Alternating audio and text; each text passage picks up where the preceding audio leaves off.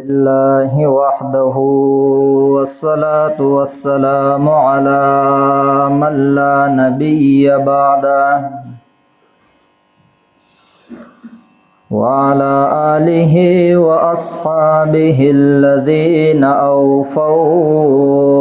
عهده الذين هم خلاصة العرب العرباء وخير الخلائق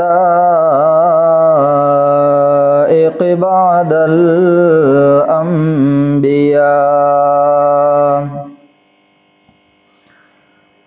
وعلى كل من تبعهم بإحسان إلى يوم القيامة.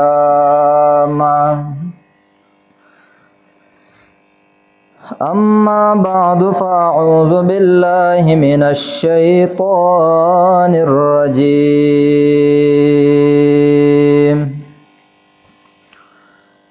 بسم الله الرحمن الرحيم.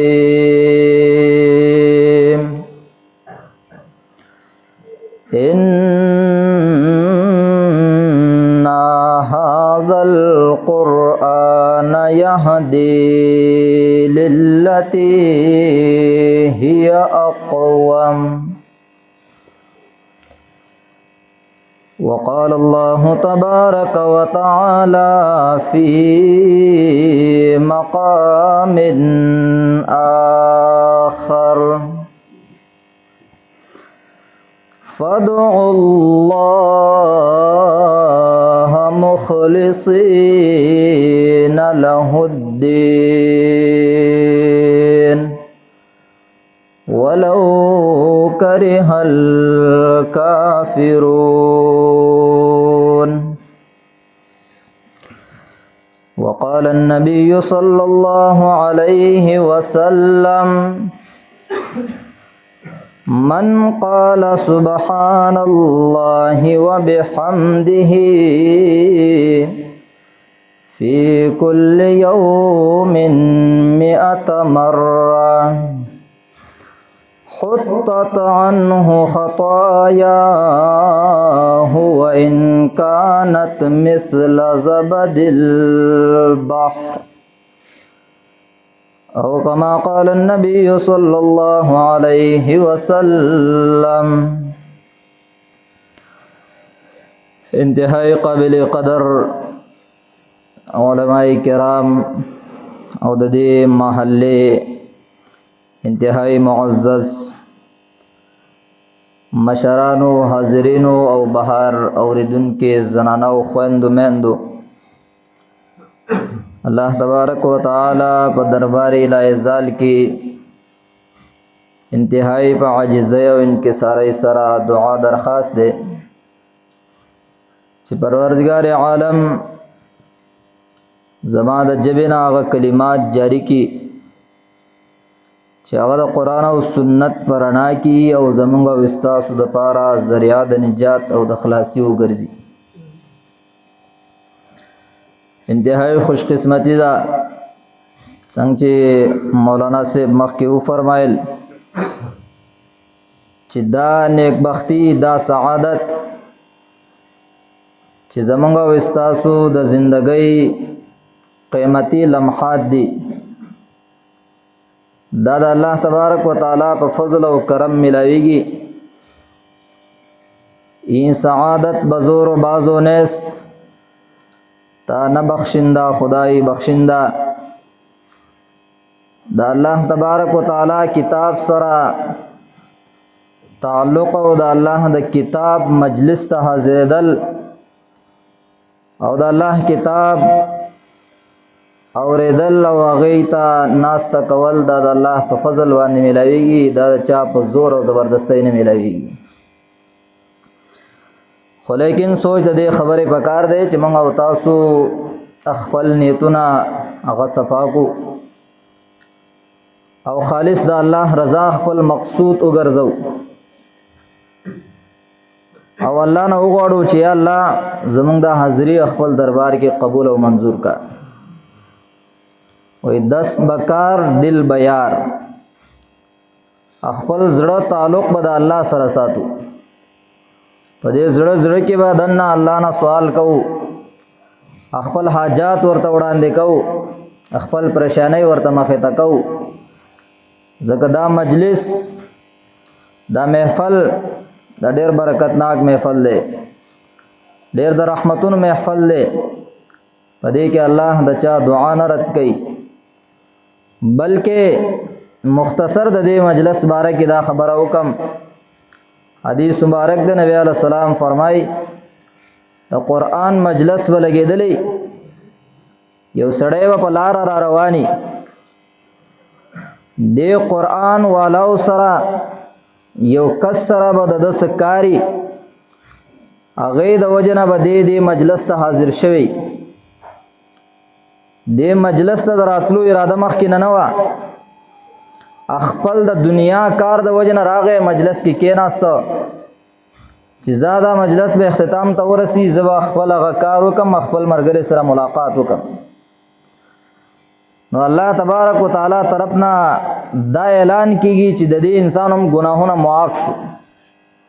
او د دوم بخنه وشو. او فرشتو ته الله فرمایي هم جلساء لا یشقى جلیسهم، زما قرآن والا دا داسې خلق دی چې دیو سره د چا په هر نیت او اراده هم چې تعلق جوړ شي هغه د خیر نه محرومه کیږي، ایته به خیر ملوي. دیو جن شکریا د الله تبارک وتعالى ادا کول پکار دي. مزید د الله نه د دین ترقی، د خپل د نیک اعمالو ترقی، په دین باندې استقامت، د دې سوال او درخواست پکار دي. لنډه خبره ده چې د الله تبارک وتعالى سره د انسان تعلق او د انسان مینا محبت دا پس سره پیدا کیږي، او د دې انسان د الله سره روغ او جوړه پس سره کیږي. دا دوه خبرې ډیر اهم دي چې کله د الله سره د تعلق پیدا شو، الله سره د رابطه برابر وا، هیڅ غم مکوا، هیڅ پروا مکوا، بس چې الله استاد او ته د الله یې نور څه غواړي. خو لیکن دا سوچ او فکر پکار دی چې الله به زمونږ څنګه جوړ شي او مونږ د الله څنګه جوړیږو. د الله تبارک وتعالى عجیب نظام دی. دا انسان چې کله الله پیدا کو، هغه انسان چې هغه د کافر په کور کې وي، د هندو په کور کې وي، د غیر مسلمه په کور کې وي، خو لیکن عجیب نظام د الله دا دی، وای پیدائش په ټیم کې الله وای دا می مسلمان پیدا کړی دی. کل مولود یولد علی الفطره، حدیث کی راضی هر یو بچی چې د هر چا په کور کې چې پیدا کیږي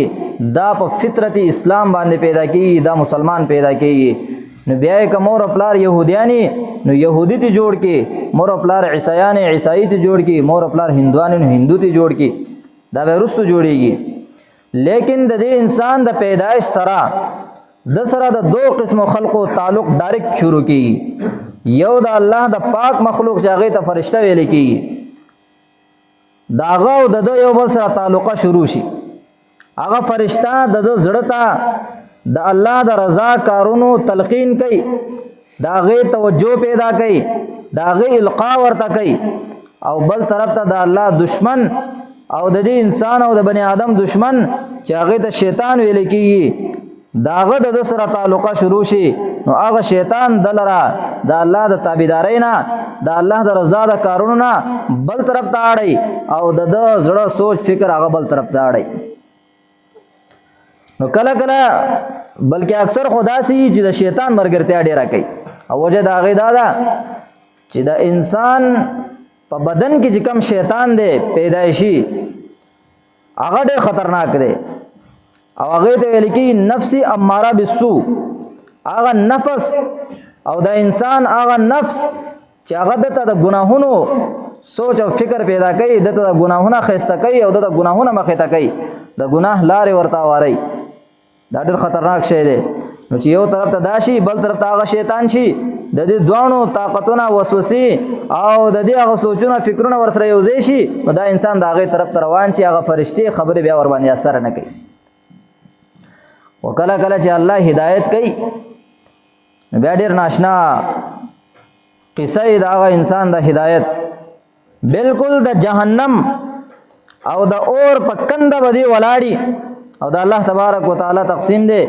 چې بس زړی بل طرف ته واړی نو دا هغه جهنم د کندې نه راوچت کې او جنتی انسان ته جوړ کی دا د الله تبارک وتعالى عجیب نظام دی امام الانبیاء صلی الله علیه وسلم یو صحابي دی او هغه د داسې سړی بچی دی چې نبی علیه الصلاۃ والسلام دا هغه پلار باره کې ویلو چې دا د دې امت فرعون دی دا د دې امت فرعون دی خو لیکن چې کله مکه فتح شو دا هغه فرعون بچی چې ابو جهل دی دا هغه بچی عکرمه رضی الله تعالی عنه په دې وجہ او تختیدو د مکې نه چې محمد صلی الله علیه وسلم حکومت قائم شو اوس بل چاره نشتا یا به د پلار نکه دین پر خودل غواړي او د محمد دین قبل ول غواړي او یا به د کلی پر خودل غواړي بل چاره نشتا خپل خزه ته ویل وای پلار نکه دین نه پرېدم زما پلار په دیوانه قربان شوی دی او کلی پرېدم مکه نه وته او لاړو یمن طرف ته په کشتۍ کې کېناست دریاب پار کړي کشتۍ کې په دریاب کې کشتۍ په چپو کې ګیره شو او چپی داسې خطرناک دی چې د بچ کېدو امکان ډیر کم هغه کشتیبان او ملاح د کشتۍ ډرایور आवाज کو چې خلکو بس الله را مدد کوي یو الله منو الله خو منو خو صرف وسره نور حصدار او برخدار ور سره مقرر کړیو عکرمه رضی الله تعالی عنہ مسلمان شوی نه دی आवाज کو یا هبل اے زما حبل بابا را مدد شام اور اخلاص میں کا هغه مرګره ورته وای قمقلام دا داسی موقع دا داسی زید پدې ځای کې حبل کار نه کوي پدې ځای کې لات او منات بابا کار نه کوي پدې ځای کې زمونږ خدایان کار نه کوي لا یغنی فیه الا الله پدې ځای کې او پدې موقع باندې چاله چې فایده ورکوي نو هغه صرف د الله ذات دی چې هغه ول فایده ورکوي الله را مدد کوي دلته زمونږ خدایان نشي را رسیدي د عکرمه رضی الله تعالی عنہ هدایت موقع راغلی دا داغه هدایت په قسمت هغه کولاو شوی دی دلته دماغ کارو کو وای چې هر کله دی ځای کې دی او بو کې دی سختو کې زما خدایان زما باباګان زما پیران ماته نشي را رسیدي او ما نشي خلاصولې زولي بیا په وچه کې هغه تر مدد چوي ما بیا خو قانون هم دقه دی چې محمد مصطفی صلی الله علیه وسلم وای چې لا اله الا الله هر ځای کې رسیدون کې ذات صرف دی الله دی د هر چا امداد کون کې ذات صرف دی الله دی بغیر د اسبابونو انسان د مصیبتونو نه خلاصون کې ذات صرف دی الله دی او الله تبارک وتعالى په دربار کې لاس پورته کو اللهم ان لك علی عهدا اے الله زما بتا سره د لوزوی د عهد بمیوی تا سره لئن عافیتنی مما انا فيه کدی مصیبت نه تازه خلاص کړم فآت محمد صلی الله علیه وسلم حتى ازع یدی فی یده زبا الله تبارک وتعالى دا فرمای ز الله استاب ذات قسم خرمان چې دې زین از اخلاص شما زمبه د محمد مصطفی دربار ته او خپل لاس به داغه په لاس کې اقدما او بیعت به ور سره کومه په دین اسلام باندې او زما دا یقین دی لا جدنه عفوا کریما زبا محمد مصطفی ډیر نرم مزاجا ډیر مشفق ډیر معاف کونکې ډیر عزتمن به اگر چې تخدیدلې امتنا لیکن بیا به مراد سنوي خبر نه دی چې زما خزا زما بیبي زمانه مخکې د محمد مصطفی دربار ته رسیدلې ده هغه تللی دا محمد مصطفی ته فرمایي چې محمد صلی الله علیه وسلم زما خاون عکرمه استا د وجنه تختیدل یمن طرف ته زه تا ته درخواست پیش کوم که هغه راشي نو امن ولا ورکا امن ولا ورکا څه ورته مو وایه نبی علیه الصلاۃ والسلام فرمایل بالکل استا درخواست قبول دی که راغې نو امن به یې ورته دې کې عکرمه رضی الله تعالی عنہ رادن نشو هغه ځای کې الله سره لوز وعده وکړه او الله نه سوال وکړو اخلاص سره سوالو اخلاص سره د الله سره وعده وا الله هغه دعا قبول کړه او هغه کشته هغه مصیبت نه اخلاص کو او راغه د محمد مصطفی صلی الله علیه وسلم په لاس باندې بیعت کو ودین اسلام د جهنم د کندې نه اوچت کو الله او جنتی انسان ته جوړ دته ویل کې د الله قدرت دته ویل کې د الله انقلاب او دا انقلاب د ال رضی چې کله انسان کې سوچ او فکر پیدا شي چې یاره زما بچ کون کې زما پیدا کون کې مال روزی را کون کې مال اولاد را کون کې زما مشکلات ختمون کې دا څوک دی دا ازمکه چا پیدا کړی دا اسمان چا پیدا کړی دا نظام څوک چلای دا نور څوک او باسي څوک پرېواسي دا سوچ او فکر چې کله انسان شروع کی د توحید د ایمان هغه تازه شي دیو جن نبی علیہ الصلوۃ والسلام د سورۃ آل عمران اخرنی آیاتونه چې کله لوسته ان فی خلق السماوات والارض واختلاف الليل والنهار لآیات لأولی الالباب دا آیاتونه اخره پورې چې کله لوسته نبی علیہ الصلوۃ والسلام کله کله جړل او بیا فرمایل چې زه ولې نه جاړم چې الله په ما باندې دا آیاتونه نازل کړي دي او بیا نبی علیہ السلام فرمایل هلاک او تباہ دي هغه انسان چې دا آیاتونه لولي او د الله په قدرتونو کې سوچ او فکر نه کوي دیو جن علماء وای من کان له فکرۃ ففی کل شیء له عبرۃ دا چا چې سوچ او فکر برابر شي په هر چیز کې ورته د الله قدرتونه ښکاری بیا ہر چیز کی بیاد اللہ قدرت ناخکاری ہر گیا کہ الضمیر ید وحدہ لا شریک لہو گوید ہر شنکی ہر بوٹے چی دا ازمکی ناراخ کرا کی گی پا زبان حال سر ماوتا دا آواز کئی چی لا الہ الا اللہ وحدہ حاجت روا مشکل کشا دا بندگی لائق ذا صرف دیو اللہ دے بل نشتا دیو جنا علماء کرام فرمائے تفکر فی ریاض الارض وانظر تفکر فی ریاض الارض وانظر الى آثار ما صنع الملک على قصب الزبرجد شاہدات بان اللہ لیس له شریک اے انسان دا اللہ پدے باغاتو کے دا اللہ پدے شنکو پدے بوٹو کے پدے باغونو کی سوچ او فکر کوا دا تا تا پا زبان حال سرا دا چغو باسی چا اللہ پا ذات او صفاتو کی یک یو دے اللہ سرا سوگی صدار او برخدار نشتا او دا آغا مسئلہ دا چی دا دی دا وجنا دا انسان او دا اللہ یو بل سرا رابطہ پیدا کیگین یو بل سرا تعلق پیدا کیگین او دا تعلق چې کله مضبوط شي دا تعلق چې کله برابر شي بیا دا انسان په دنیا کې هم کامیاب دی دا انسان په آخرت کې هم کامیاب دی حدیث د مسند احمد د نبی علیہ الصلوۃ والسلام فرمایي قیامت پر ورځ به یو انسان راوستل شي داغه په نامه اعمالو کې به هیڅ هم نه بالکل تشتور عمل نامه به ځان سره راوړي اللہ تبارک و تعالی بورتا و انسان دادی ولی نه کړي دادی ولی نه کړي سجرال راوړي دینن هغه وی الله اسمم درنه راوړي اسم را سره نشتا درو خو نشي ویلې ربی کریم با خپل شان مطابق با الله ورتا یو چټي راخ کارا کې دغه وجنا چې د حدیث ته نوم خودل شي حدیث البطاقه یو چټي با الله تبارک و تعالی راخ کارا کې چې بندا تا سره خو استا یو عمل نشتا خو زما سره استا یو عمل له او دا داس عمل ده چې د دې د وجنه به زنن د جنت فیصله کوم د خلقو د پاره او د دې د وجنه به د جهنم فیصله کوم نو د ټول ګناهونه هغه به د چابړې په یو تله په یو چابړې کې خو دې شي او دا بطاقه او دا چټي په بل چابړې کې خو دې شي دا چټي والا چابړې دا بدرنش لا اله الا الله محمد رسول الله داغه وجه دا چې د په اخلاص کلمه ویلي خپل عقیده کې شرک خپل عقیده کې د شرک بوی نه پرېخه خو صرف په اعمالو کې تنه کمې شوه دي نو الله تبارک وتعالى بیا معاف کوي دغه وجه دا چې الله تبارک وتعالى سورۃ النساء کې دو ځله د آیت کریمه ذکر کړی دی ان الله لا یغفر ان یشرک به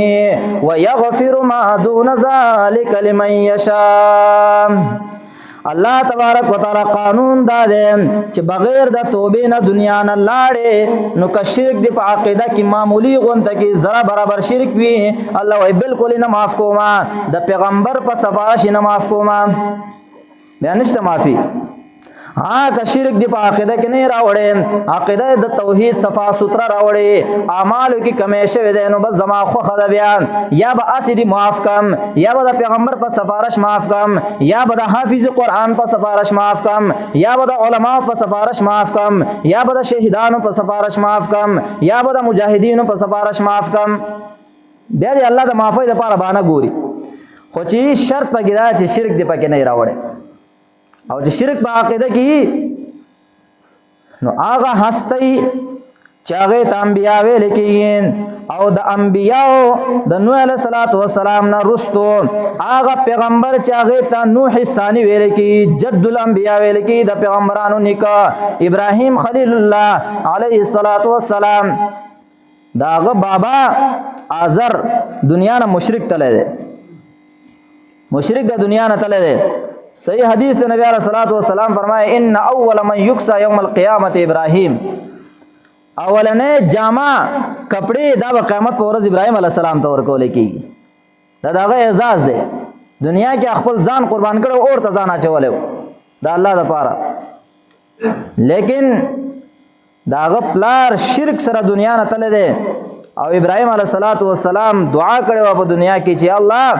لا یخزنی یوم یبعثون، اے الله لا تخزنی یوم یبعثون، ما د قیامت په ورځ مه شرموه، ما مه رسوا کوه. اوس هلته د ابراهیم علیه السلام دعا ده، دلته د الله تبارک وتعالی قانون دی چې مشرک به بخم نه، مشرک ته معافي نه کوم. نو ابراهیم علیه السلام چې کله ګوري چې بابا جهنم ته روان دی الله ته درخواست کوي الله دې نه غټ شرم به بل صحیح. الله تبارک وتعالی د ابراهیم علیه السلام پلار نه د شرمخ شکل جوړ کی، معافی نشتا د ابراهیم علیه السلام په سفارش معافی نشتا، شرمخ شکل تی جوړ کی. ابراهیم علیه السلام ورته وګوري دا هغه موتی نه نفرت پیدا شي، بیا به هغه جهنم کې پاتې کیږي. دیو جنا عرض می داده زما مهربان دا قرآن پاک ما او تا ته تمام قرآن دا بنیادی مسله بار بار ذکر کوي، دا بار بار ذکر کوي. دا هغه مسله ده چې هغه نوح علیه السلام د دې افتتاح کړی ده تر محمد مصطفی صلی الله علیه وسلم پورې تمام پیغمبران چې راغلي دي هغه اولنې دعوت هم دا ورکړی دی یا قوم اعبدوا الله ما لکم من اله غیره، ای زما قوم خپل بندگی خاص د الله کوي، د الله بندگی یوازې کوي، الله سره څوک حصدار برخدار مه جوړوئ، ځکه ستاسو د بندګۍ لایق الله نه علاوه بل څوک نشته. ابراهیم علیہ السلام دا دعوت ورکړو، خپل پلان شروع کړو یا ابتی لم تعبدو ما لا يسمع ولا يبصر ولا يغني عنك شيئا. اے بابا جی هغه چا بندگی سلا کې په کم دلیل ته دا هغه چا بندگی کې چې هغه نه استا आवाज اوري، نه استا حالات لیدل شي، نه استا مصیبت او پریشانی لره کول شي،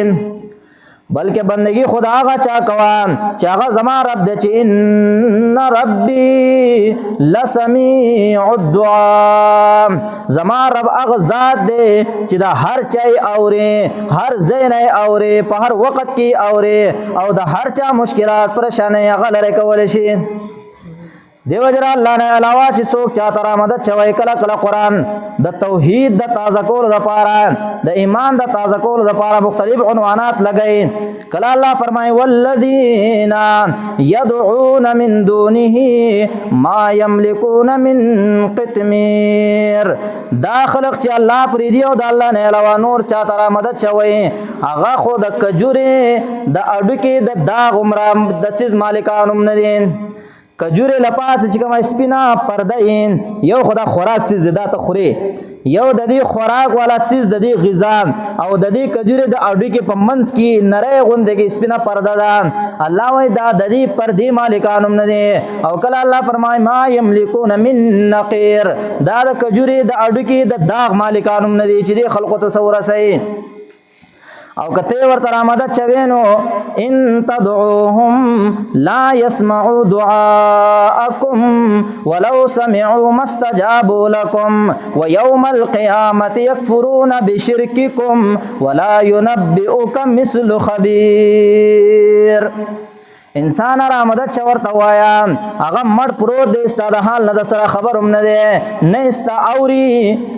استا ناورین نه استا حالات نه خبر دین او نه تا ته د الله د خبردار ذات پشان دی د څه خبر درکول شي هیڅ هم دل نشي درکول بلکې یو الله هغه ذات دی چې هغه استا هر څه کول شي دیو جنا یو بزرګ خپل بچی ته نصیحت کوي و اے بچیا ته چې خپل حاجتونه غواړي نو چا نه بغواړي وی ہر کے خواہی از خدا خواہی اے پسر ہر چی خواہی از خدا خواہی اے پسر نست در دستو خلائق خیر و شر اے زما بچیا چې کرم خپل حاجت غواړي نو الله نه غواړه زګه د دې مخلوقات په لاس کې اسم نشتا او بیا وی هر کې خواهی غیر حق را اے پسر نست در عالم ازو گمراه تر او که الله دربار دې پرې خودو بغیر د اسبابونه مخلوق ته دي چغوالا استان غټ گمراه په دې جهان کې بل نشتا زکه د الله فیصله دقه د سورۃ الاحقاف کې ومن اضل ممن يدعو من دون الله من لا يستجيب له الى يوم القيامه الله وای داغه انسان نه بدبخت انسان بول څوکې داغه انسان هغه گمراه انسان بول څوکې چې هغه د الله دربار پری دی او مخلوق ته چغو باسي او کله وای دا پلان کې به زما حاجتونه پورا کوي زب هغه ته وای هغه الله ته وای دا هیڅ نشي کولای یو الله دې چې هر ځای کې تا ته رسېدې شي په هر وخت کې تا ته رسېدې شي هر حال کې ستا فریاد اورېدې شي اما یجیب المضطر اذا دعاه ويكشف السوء الله وای څوک دی هغه ذات چې هغه د محتاج आवाज اوري او د محتاج حاجتونه پورا کوي او دا غیر تکلیفونه مصیبتونه لری کوي داسې ذات بغیر د الله نه بل څوک نشته دغه مسله قران پاک دی آیت کریمه کې جماعت او استول کین هم دغه مسلې طرف ته الله زموږ توجه پیدا کړي چې زما دا کتاب راغلی دی د دې بنیادی مقصد زما د قران دا دی الله فرمایي ان هاذا القرآن يهدي للتي هي اقوم زما دا قرآن تاسو ته هغه مسلې طرف ته راهنمایي کوي هغه مسلې طرف ته راسته خودنه کوي چې دا هغه مسلې نه مضبوطه مسله کلکه مسله او بهترین او غوره مسله بل نشته ځکه الله تبارک وتعالى فرمایي دا قرآن چې دی د دین چې دا مسله چا زده کړله او بیا په دې مسله باندې خم مضبوط او کلک پاتې شو نو دا هغه انعامات بیا الله سره دادي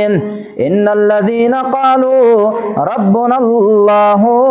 ثم استقاموا تتنزل عليهم الملائكة الا تخافوا ولا تحزنوا وابشروا بالجنة التي كنتم توعدون دا قرآن نه چې چا دا مسله زده کړله چې زمونږ رب یو الله دی زمون حاجتونو پورا کون کې ذات صرف یو الله دی مونږ لا بچیرا کون کې ذات صرف د یو الله دی زمونږه پریشانه او مشکلات ختمون کې ذات صرف د یو الله دی خو ثم استقاموا به پدې مسله باندې کله کو درېدا ځکه یوازې د لا اله الا الله په خله باندې ویلو سره انسان جنت ته نشیتلې تر سوچي تر مرګ پورې خپل ژوندۍ د لا اله الا الله د تقاضو مطابق نه تیرا کړي او ځان سره دنیا نه د لا اله الا الله عقیده نه وړي دنیا نه نشیتلې بیا جنت ته د نبی علیه الصلاۃ والسلام په زمانہ کې دا غي په مجلس کې منافقان لا اله الا الله نه ویلې سو محمد رسول الله نه ویلې ابی بن سلول رئیس المنافقین په اول نه سب کې نبی علیہ السلام بس مانځه ته ودرېدو الله تبارک وتعالى فرمای ان ان المنافقین فی الدرک الاسفل من النار. دا بدبخت منافقان دی دغله پالیسی اختیار کړي وا، هم ځان مسلمان اخکار کو، د مسلمانۍ پسې ټوکې کولې، اسلام پسې ټوکې کولې، زمان پیغمبر پسې ټوکې کولې. دا هغه مکی مشرکانو نه هم لاندې طبقه کې جهنم ته گزار کم، دا غینه لاندې طبقه ته گزار کم. خو چې کم انسان لا اله الا الله په صحیح زړه د اخلاص نه وایي، ذکر مسلم شریف حدیث هم دغه دی، من ماتا وهو يعلم انه لا اله الا الله دخل الجنه. څوک چې وفات شو په داسې حال کې چې د عقیده داوا چې حقدار د بندګۍ ذات صرف د یو الله دی، نو بس دا انسان به جنت ته داخلي، دا به جنت ته داخلي چې د عقیده د غسی. نو الله تبارک وتعالى فرمایي ثم استقاموا، استقامت په عقیده توحید باندې حاصل کړي، نو دا غي بدله دا چې د مر په وخت کې به فرشتي ورته راځي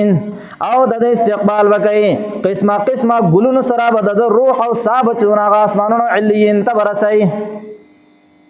او دیر په اطمینان او آرام سره به ته وایي چې مونږ استامرګری مونږه غم مکوا، مونږه په دې قبر کې متاثر یو، مونږه په حشر کې متاثر یو، مونږه په جنت کې متاثر یو، او جنت کې بدرته دا سلامونه کوي چې سلام علیکم طبتم فادخلوها. بس دې جنت ته داخل شي، همیشه د پاره خوشاله اوسېږي، اطمینان سره اوسېږي، په مزو کې اوسېږي. جنت نعمتونه دا غي صرف یو جھلک دا دی، یو جھلک چې نبی علیہ السلام فرمایي یو انسان دنیا کې تمامه زندگی د غمونو او د پریشانو تیرا کړي، خو چې عقیده د برابر ای او الله تبارک وتعالى دل جنت ته داخل کی، دې چې د جنت هغه خوشاله هغه مزي هغه خوندونه وویني، دا انسان به وایي چې ما خو په دنیا کې چرته سخت اړو لیدل نه ده، ما سخت اړو لیدل نه ده چرته. او د دې په مقابله کې جهنم الله دې موږ د هغې د بوی نه وساتي. تمامه زندگی د دنیا په مزو چرچو کې، په خوشحالو کې، د الله د قانون نه په بغاوت کې، د محمد رسول الله د قانون نه په بغاوت کې تیرا کړی،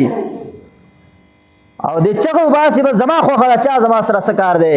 خو ته جهنم کې یو غوپه وخوري، نو دی به وایي چې الله ما خو چرته خوشحالي لیدلې نه ده، ما خو چرته خوشحالي لیدلې نه ده. دیو جنا زما مهربان دا لغونته کې زندگی، دا لغونته کې زندگی چې د قیامت د ورځې په مقابله کې دا 2.5 منټه یا 2 منټه زندگی جوړیږي، 50,000 سال ورځ ده، 50,000 سال ورځ. هغه ورځ چې دا غي سختۍ دومره زیاتې دي چې عام انسانان خلا پرېدا، پیغمبران د امام الانبیاء نه علاوه ټول پیغمبران به دا چغه وباسي نفسي نفسي، اے الله ما ته خیر کې، ما ته خیر کې. بس صرف امام الانبیاء غاستی دا چې په دغه سخته کې ما ته لپاره چغه وای امتی امتی، او افسوس د امتی په تا باندې چې نن تا هغه امام الانبیاء سنت داغه طریقې داغه د جن تیرولو هغه سنت هر څه ته د خپل اندې کړی دي، او ته په موضوع چرچو کې اخته، او هغه پیغمبر به استاد لپاره ورځ شپه لګیاو چې یا الله زما امت ته معافي وکا، زما امت باندې رحم وکا، زما په امت باندې عذابونه مراولا، دا معاف کا. ما ته هغه محمد د پاره څه کړی دي، هغه محمد مصطفی صلی الله علیه وسلم چې داغه په نوم باندې عمار رضی الله تعالی عنہ خپل پلار او خپل مور قربانای، خو محمد مصطفی نه پرې دی. ما او تا نن خپل خواهش نشو قربانولې، خپل خواهش موږ نشو قربانولې، او بیا وایي چې یاره موږ به جنت ته ځو، جنت به زمونږ. دیو جنا زما مهربان کوشش د دې خبره پکار دی چې خپل عقیده په دې باندې همیشه سوچ او فکر وکړو. مفتی مجتبی صاحب امیر حفظه الله تعالی هغه فرمایي په عقیده او په ایمان دومره کوشش پکار دی، دومره کوشش چې د انسان د ایمان او عقیده دومره مضبوطه شي چې د دې د الله او د رسول په مقابله کې هر قسمه طاقت ته دی ولاړی، خدا الله او رسول خلاف نشي برداشت کولی. هر قسمه رشتہ، هر قسمه تعلق، هر قسمه خواهش دا به قربانه د الله او رسول لپاره، الله به جنت مستحق به جوړیږي، الله به کامل ایمان ور جوړیږي. او دغه د مسلم شریف حدیث دی، دغه حدیث سره بدرته یم، یو چې ما کوم حدیث لوسته دی هغه بدرته بیا بس کوم. نبی علیہ الصلوۃ والسلام فرمایي ذاق طعم الایمان، ذاق طعم الایمان من رضی بالله ربا وبالاسلام دینا وبمحمد صلی الله علیه وسلم نبیا. د ایمان خون واغسته هغه ځوان چې هغه د اقرار کوي زما رب یو الله دی، هغه ځوان چې هغه د اقرار کوي زما نبی او زما پیغمبر محمد مصطفی دی، هغه ځوان چې هغه د دې خبره اقرار کوي چې زما د زندګۍ تیرولو ټولو نه ښایسته او بهترینه طریقه د محمد مصطفی ده چې دین اسلام دی، دا طریقه ده. دیو جنا حدیث کی راځي خیر الهدی هدی محمد صلی الله علیه وسلم، بهترینه طریقه په طریقو کې دا د محمد مصطفی ده. او ځکه الله تبارک وتعالی هم فرمایي صبغت الله ومن احسن من الله صبغه، اے خلقو د الله د دین پر رنگ باندې ځان رنگ کوي، د محمد مصطفی د طریقو پر رنگ باندې ځان رنگ کوي، ځکه د دې د الله د دین د رنگ نه د محمد مصطفی د طریقو د رنگ نه د چا رنگ ښایسته نشي کېدی. بس لنډه خبره دا ده سورۃ مزمل کې الله فرمایي وتبتل الیه تبتیلا، اے انسانا خپل تعلقه د الله نه علاوه د هر چا نه کټ کا او الله سره خپل تعلقه پیدا کا. زمونږه شیخ د استادانو شیخ او زما د استادانو د استادانو شیخ چې هغه ته حسین علي الوانی رحمه الله تعالی وایي پدی پاکستان کې د توحید چغا ټول نمخ کې هغه چته کړی دا دا میشن هغه شروع کړی دی. بابا ډېر په توجه باندې ناسي دا خبره درته وکم، هغه وایي وتبتل الیه تبتیلا، او بابا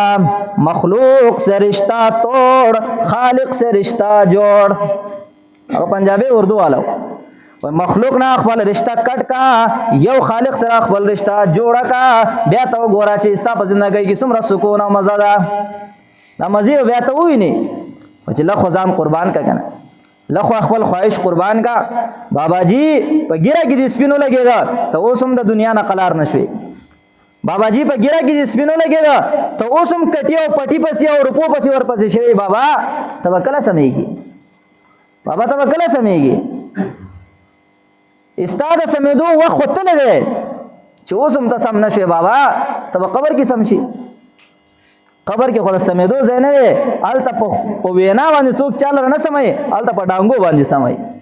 او په ډانګو چې سمول شروع شو د هغه بیا دا امید نشته چې یار هغه بیا جنت ته تلو والا جوړ شي، هغه به همیشه د ډانګو کې وي،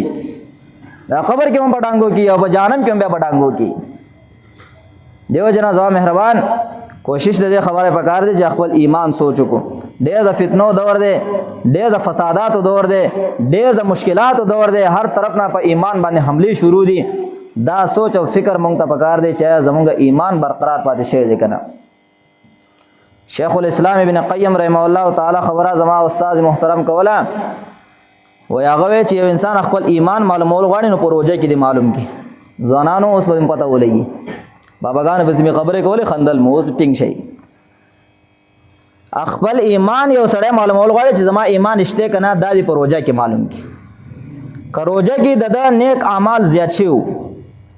روژه کې د ګناهونه ختم شي، روژه کې د ظلمونه ختم شي، د عبادت زیات شي،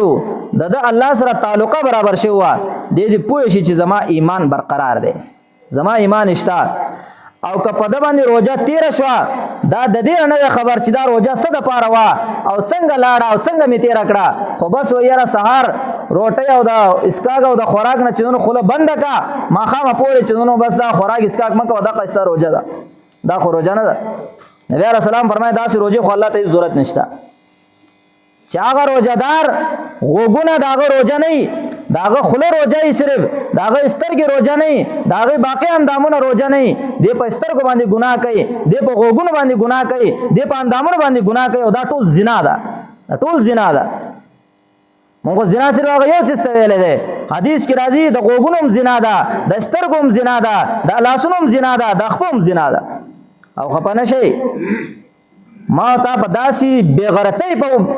زمانہ کې اوسېږو، داسې د بېغیرتۍ په زمانہ کې چې په دې زمانہ کې نه پلار نه د غیرت تماشته، نه رور نه د غیرت تماشته، نه خاون نه د غیرت تماشته، ټول بېغیرته شوي ټول. چې په دې مارکیټونو کې ستا د دې آیا سره په بازار په دې مارکیټونو کې دا ښځې چې ګرځي ولې دا چېرته چنګړیان راغلي دي، دا دکانونو والا ستاسو د ښځو رونه دي، دا زمونږ او ستاسو د خویندو میندو محرم دي چې په لاره باندې ځي بورقه ښکته واچوه او چې دکان ته وردنه کېږي بورقه پورته کړه دا ستا خاوند ولاړ دی مخې ته بورقه پورته کړه دا ستا رور ولاړ دی خفه کېږئ مه په دې باندې حقیقت دی سوچ کوئ په ځان باندې په دې نه خلاصېږي ګورې په دې نه خلاصېږي چې ما صرف تراویح وکړې ما صرف روژه ونیوله ما صرف منځونه وکړل ما ختمونه وکړل خپل د خور غیرت کوه خپل د ښځې غیرت کوه خپل د مور غیرت کوه او که ته وایې چې زما نه دي نو د کلي دا ټول ستا خویندې میندې نه دي مونږ مسلمانان نه یو څه په ما څه زور دی هغه سوات علاقې سړی یم دلته رګی یم تا ته یم چې ته ځان سم که په ما څه زور دی خو دا ستاسو په ما حق دی چې زه به درته یم چې ځان سم که ای خورې ځان سم که ستا په خوله روجه ده او تا خپل مخ غیر محرمه ته ښکاره کړی دی هغه هم دې په زنا کې اخته کو په خپل هم دې زنا وکړه ستا د روجې څه پیدا شوه شرم دله نه درځي غیرت در کې نشته ستا هغه پښتونواله چېرته لاړو ستا هغه ایمان چېرته لاړو د پښتنو خو دا ریکارو چې د دې د ښځو هغه کپړې به هم چا نه شو لیدلې په چت باندې کپړې په داسې ځای کې وه نور ته اچولې چې د چا نظر به پې نه لګېده او نن د پښتنو د ښځو هر څه چې نه لیدلی کېږي او پښتانه ښه ښایسته ناست دي او ښایسته ایماندار یو مونږ او لګیا یو یاره بس مونږ چې الحمدلله منځونه کوو روجې نیسو تراویح کوو نفلونه کوو ذکرونه کوو ښځو تش په ذکرونه به نه خلاصېږئ یاد ساتئ خپل د ایمان حفاظت کوئ او حیا او ایمان نبی علیه السلام فرمایي دا دوه څانګې دي دا دوه څانګې دي یوه څانګه چې کله ماته شوه دا دویم ورپسې ماتېږي او دا د ټولو انبیاو اتفاقي خبره ده اذا فاتک الحیا فافعل ما شئت چې کله حیا درنه لاړه بیا چې څه خوښه یې هغه کوه ځکه چې حیا په تا کې نه وي ته غیرتي نه وي بېغیرته انسان الله جنت ته نه بوځي بے غیرت دپاره جنت نشته جنت د غیرتی انسان دپاره دی جنت د ایماندار انسان دپاره دی دا قرآن تاسو په درس کې واورېده دا قرآن تاسو په تراویح کې واورېده انقلاب څومره راغی زندگی څومره بدله شوه په دې سوچ او فکر پکار دی تش په اورېدو خو کار نه کېږي دیو جنا زما مهربان د دې قرآن باره کې به هم تپوس کېږي د قیامت په ورځ څومره دې منلی څومره دې پې عمل کړی څومره دې خپل ژوند کې د قوانین راوستي کوشش پکار دی دې نه مخکې چې څه شوي دي په هغې به وجاړو مبارکې شپې روانې دي مبارکې ورځې لا پاتې دي بیا هم الله ما او تا ته موقع راکړې ده ای خورې تا ته بیا هم الله موقع درکړه خپل اشتاق کړی شوي ګناهونو باندې وجاړه الله ته ودرېږه ویا الله نه یم پوهه پوه شوی نه وم بس غلطي رانه شوې ده ګناه رانه شوې ده ای ځوانه خپل د لوپرۍ کې دا شته روجې تا تېرې کړې ټوله شپه تا فیسبوک کو ټوله شپه تا ټیک ټاک یې کولې ټوله شپه تا ګیمونه کو تا کرکټ یې کتې او ورځې چې تا خوب کو ځوانه ستا ځواني دې دپاره نه وه د دې په ورځ د قیامت به د دې ځوانۍ تپوس دنه کېږي چې دا ځواني دا په څه کې تېره کړې وه راشه الله دربار ته توبه وباسه اوس هم د الله راضي کولو موقع شته د الله د توبې دروازه کولاو ده راشه الله دربار ته توبه وباسه اتفاقي اجتماعي توبه ایستل پکار دی چې زمونږ او ستاسو معاشره به اعلی برابرېږي او که انفرادي یو ملا لګیا دی یو تبلیغي لګیا دی یو بل بزرګ لګیا دی په هغې باندې کار نه کوي اجتماعي سوچ پکار دی چې دا معاشره به په څه باندې ټیک کېږي دا بغیر د قرآن او سنت نه بل څه نه ټیک کېږي او دا مو وایه یاره دې خلکو زمونږ معاشره تباه کړه ولې ته په کوم ځای کې اوسېږي دا خلک ستا معاشره تباه کوي نو ته په اسمان کې اوسېږي ته د دې معاشرې یو فرد او یو انسان نه یې څه استا معاشره تباه کېږي تا څومره کوشش کړې د معاشرې د اصلاح دپاره او دا تباه چا کو او دا چې د دې اصلاح کوي نو څوک به کوي جبریل امین به راکوزېږي عمر فاروق به ژوندی کېږي عمر بن عبدالعزیز به ژوندی کېږي هغه امام ابو حنیفه به راځي او ما ته د معاشره برابروي دا زما او ستا فرض دی دا زما او ستا ذمواري ده ځان به هم برابرو خپل د ایمان سوچ به هم کوو د خپل د معاشرې د مسلمان رور خور د هغې د ایمان سوچ او فکر به هم کوو اشتا ګناهونه به توبه وباسو او کثرت سره به دا ذکر وکړو الله به زموږ ټول ګناهونه معاف کړي و یاره ذکرونه نه ورکوي دا بعضې مولیان مونږ ذکرونه د وجې نه ورکوو زما دغه عادت نه دی د هغه وجه دا ده چې ذکرونه باندې یوازې کار نه کېږي تر څو پورې چې ستا په زندګۍ کې انقلاب نه راغلی تا قرآن منلی نه دی تا ایمان خپل جوړ کړی نه دی تش په ذکرونه باندې ته څه کې او ښځې لګیا یو چې شرط په شروط په چې 15,000 دانو والا تسبیح راکړو دومره دانو والا تسبیح راکړه زه ذکرونه کوم او ذکرونه دلته ذکرونه کوه هلته چې په مارکیټونو کې ګرځه دا ذکرونه به تاله خاورې پیدا درکړي بهرحال صحیح حدیث دی د مسلم شریف او د بخاري شریف دواړه متفقون علیه حدیث دی نبی علیه السلام فرمایي من قال सुबहान अल्लाहि व बिहम्दिही फी कुल्लि यौमिन मिअत मर्रा हुत्तत खतायाहु वलौ कानत मिस्ल ज़बदिल बहर। कम इंसान ची पौरस की अवेश पकी दा सुबहान अल्लाह व बिहम्दिही का सुबहान अल्लाह अज़ीम वर सरवाई हम डेरा खला बल हदीस द बुखारी के रागले दे आखिर की खो सुबहान अल्लाह व बिहम्दिही दा सलजला ची सोक द वरजे वई द टोल गुनाहोना अल्लाह माफ कई का आगा गुनाहोना द दरियाब द जग उम्र वले नहीं दरियाब द जग उम्र गुनाहोना वले नहीं द जग शिमेर निश्ता इस्ता द गुनाहोनु शिमेर निश्ता जग से शी तवेले की द दरियाब गंदगी ता इस्ता गुनाहोना इस्ता गंदगी दा बदे सुबहान अल्लाह व बिहम्दिही बांदी उविंजा दा सफा का बे अल्लाह दरबार की चुना अल्लाह सुना पोर तका अल्लाह बस्ता इबादत कबूल की अल्लाह तबारक व तआला दा हाजिर कबूल की समूल समवार अल्लाह पे अमल को तौफीक रखी।